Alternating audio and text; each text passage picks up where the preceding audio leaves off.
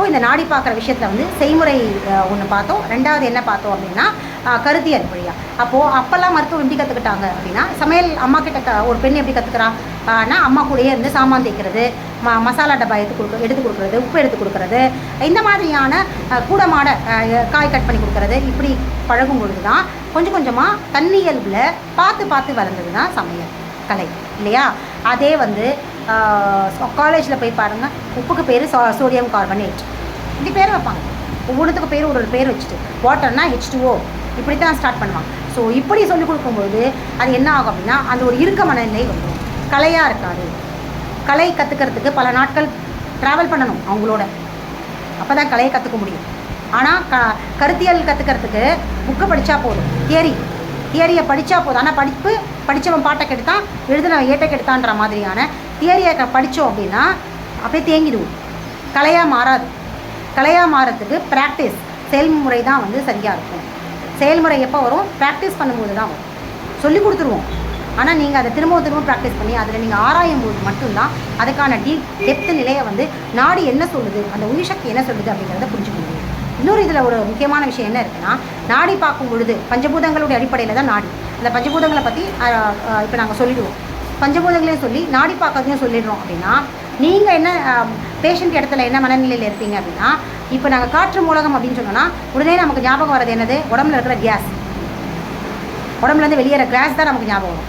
நீர் மூலகம் அப்படின்னு சொன்ன உடனே நமக்கு என்ன ஞாபகம் வரும்னா, உடம்புல நீர் சேர்ந்து போகுது இல்லையா, அங்கங்கே குண்டா நீர் தேக்கம், இதான் ஞாபகம் வரும். உடனே என்ன பண்ணுவோம், நாடியில் காற்று மூலகத்தில் இருக்கிற இம்பேலன்ஸை பற்றி சொல்லும்பொழுது, இப்போ நம்ம உடம்புல வாயு கோளாறு வந்துருச்சு, அப்போ உருளைக்கிழங்கு சாப்பிடக்கூடாது அப்படிங்கிற சிக்கலுக்கு அப்படின்ற குழப்பங்களை சிக்கி போகும். இந்த சிக்கல் வந்து எம்பிபிஎஸ்சில் 4th இயர் படிக்கிற ஸ்டூடெண்ட்ஸ்க்கு வரும். எப்படின்னா 4 வருஷமும் நோய்களை பற்றி படிச்சுட்டு 4வது வருஷம் அவங்க படித்த எல்லா நோயும் தனக்கு இருக்கிற மாதிரி, அதாவது கண் சரியாக தெரியல, டிஸ்டர்ப் ஆகுது அப்படின்னா உடனே கண் சார்ந்த ஏதோ ஒரு நோயை மைண்டில் கொண்டு வந்துடுவாங்க.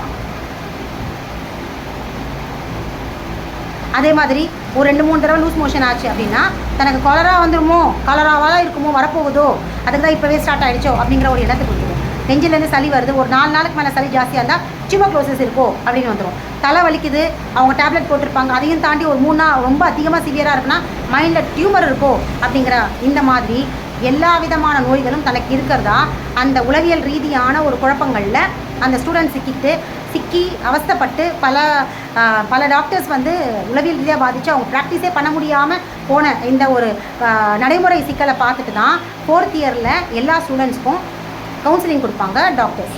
கவுன்சிலர்ஸை கூட்டிகிட்டு வந்து, கவுன்சிலிங் பண்ணுற சைக்காட்ரிஸ்ட்டை கூட்டிகிட்டு வந்து அவங்களுக்கு இந்த கவுன்சிலிங் கொடுப்பாங்க. ஏன் அப்படின்னா இருக்கிறதெல்லாம் தனக்குள்ளே வந்தாங்க. ஸோ இந்த குழப்பங்களில் நீங்களும் வந்து இது பண்ணிக்கூடாது. மூலகம் வேறு, நம்ம உடம்புல ஏற்படுறது கழிவு. காற்று வருதுன்னா அது கழிவு, உடம்புல தேங்குற கழிவை காற்றாவோ நீராவோ எதுவாகவோ மாற்றி வச்சுருக்கோம். ஆனால் இங்கே பார்க்குறது பஞ்சபூதங்கள், அண்டத்தில் இருக்கிற இப்போ உதாரணமாக இங்கே காற்று இருக்குன்னா காற்று நம்ம உடம்புல இருக்கிற வாயு ஒன்றா? காற்றுங்கிறது நமக்கு சுவாசத்துக்கு தானே வருது. பிரபஞ்சத்தில் காற்று மண்டலத்தில் இருக்கிற காற்று நம்ம சுவாசிக்க யூஸ் பண்ணுறோம் இல்லையா. ஆனால் நம்ம உடம்புலேருந்து வெளியேற காற்று கழிவு. அது ஏப்பமாக இருக்கட்டும், இல்லை ஆசன வழியாக வர காற்றாக இருக்கட்டும், அது வாயு கழிவு. அப்போது கழிவை வந்து நம்ம இந்த காற்று பஞ்சபூதத்தில் இருக்கிற காற்று மூலகங்களோட கம்பேர் பண்ணக்கூடாது, பொருத்தி பார்க்கக்கூடாது.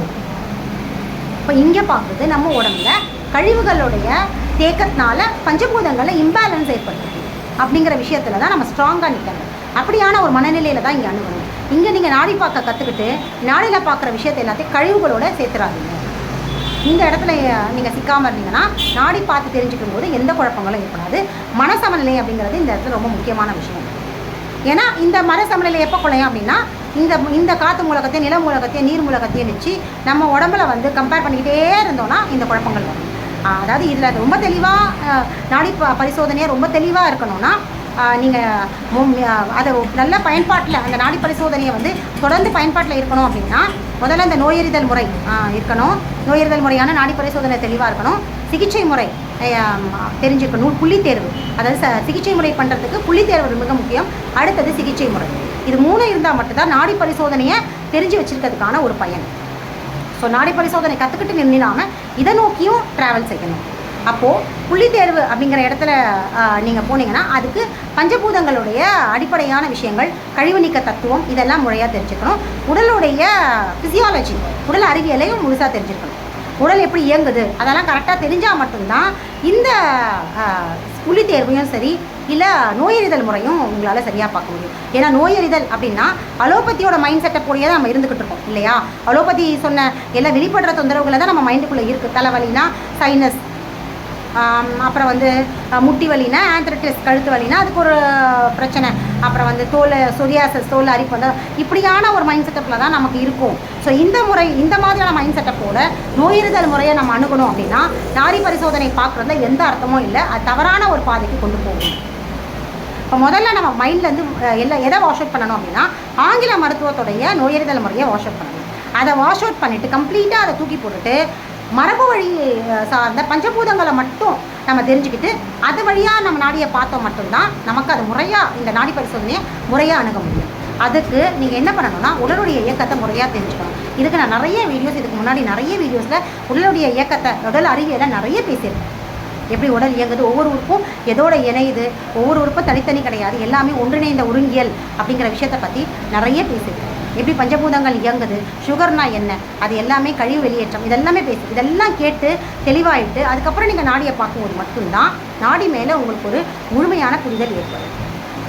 அதே சமயத்தில் கழிவு நீக்க தத்துவம் மிக முக்கியம். இப்போ சொன்னேன் இல்லையா, யூரின் வெளியேறுது அப்படின்னா அவங்க சுகர்னு சொல்லுவாங்க. நாங்கள் உடம்புல இருக்கிற கழிவுகள் வெளியேறி உடம்பை சுத்தப்படுத்துன்னு சொல்லுவோம். இதுதான் கழிவு நீக்க தத்துவம். கேஸ் வெளியே போகுது அப்படின்னா அவங்க கேஸை கண்ட்ரோல் பண்ணணும்னு சொல்கிறது ஆங்கில மருத்துவம். மாத்திரை கொடுத்து கேஸ் வெளியேற்றத்தை தடுத்து நிறுத்துவாங்க.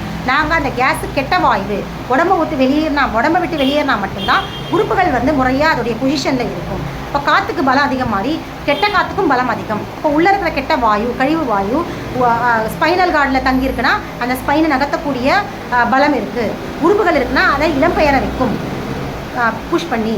ஸோ அந்த கெட்ட காற்று வந்து பலவிதமான பிரச்சனைகளை உண்டு பண்ணும். அப்போ காற்று வந்து உடல்லேருந்து வெளியேறது தான் வந்து கழிவு நீக்கம் அப்படிங்கிற கழிவு நீக்க தத்துவத்தை சொல்கிறது தான் வந்து அக்குபஞ்சர் தத்துவம், அக்குபஞ்சருடைய நோயறிதல் முறை. ஸோ இந்த முறையை வந்து நீங்கள் சரியாக தெரிஞ்சுக்கிட்டு நாடி பரிசோதனை ப்ராக்டிஸ் பண்ணிங்கன்னா உங்களுக்கு வந்து ரொம்ப ஈஸியாக எல்லா புரிதலும் ஏற்படும். சரிங்களா? தொடர்ந்து நாம் பஞ்சபூதங்களோட தத்துவத்தோட நாடி பரிசோதனை முறைகளை, நாடி பார்த்தல் முறைகளையும் வந்து அடுத்தடுத்த காணொலிகளில் பார்ப்போம். நன்றி, வணக்கம்.